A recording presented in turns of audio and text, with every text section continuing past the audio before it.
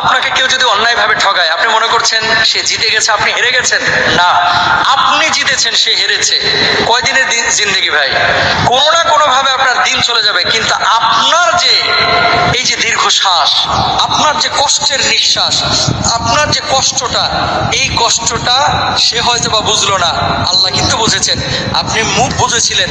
আল্লাহ সুবহানাহু ওয়া তাআলা পৃথিবীর বুকে কোনো মানুষের উপরে জুলুম করেন না। আল্লাহ ছাড় দেন, আল্লাহ ছেড়ে দেন না। যে ঠগিয়েছে আপনি তার কাছ থেকে দূরে সরে যান, দেখা হলে সালাম দেন, হাসি মুখে কথা বলেন। ভেতরে যে জ্বালাটা, আপনারা যে ঠগিয়েছে, আপনার সম্পদ মেরে দিয়েছে, আপনার হক নষ্ট করেছে, আপনার কাছে কাজ শিখে আপনারে ক্ষতি করেছে, আল্লাহর বিচারটা দিয়ে রাখেন। আর পারলে মাফ করে দেন। যদি মাফ করে দেন, আল্লাহ অন্যদিক দিয়ে আপনারা বসায় দেবে। আর যদি মাফ করে দিতে না পারেন, আল্লাহর উপরে ছেড়ে দেন যে আল্লাহ এটা ফয়সালা। মনে রাখবেন, সব মানুষ পৃথিবীর একত্রিত হয়ে যদি আপনার ক্ষতি করতে চায়, কেউ আপনার ক্ষতি করতে পারবে না যদি আল্লাহ না চায়। মানুষ মানুষকে ঠগাইতে পারে, সন্তান বাবাকে ঠগাইতে পারে, বাবা সন্তানকে ঠগাইতে পারে, স্বামী তার স্ত্রীকে ঠগাইতে পারে।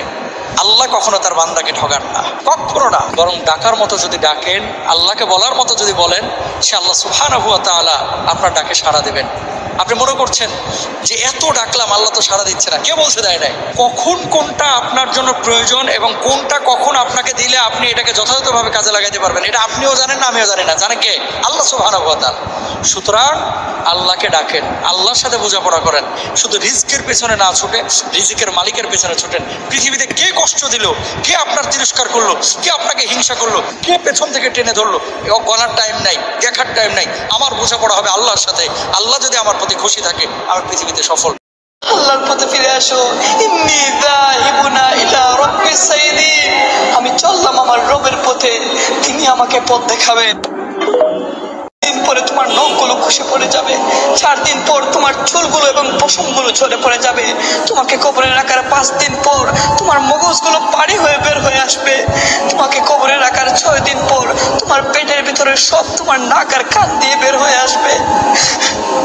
তোমাকে কবরে রাখার 60 দিন পর তোমার হাড়গুলো থেকে তোমার মাংসগুলো খসে পড়ে যাবে। অথচ তুমি কিসের বড়াই করো, কিসের এত অহংকার করো, কি নিয়ে তুমি এত মারামারি হানাহানি করো? হে যুবক, আল্লাহর পথে ফিরে আসো, আল্লাহর পথে ফিরে আসো। ইন্নী যাহিবুনা ইলা রাব্বিস সাইয়্যিদিন। আমি চললাম আমার রবের পথে, তিনি আমাকে পথ দেখাবেন।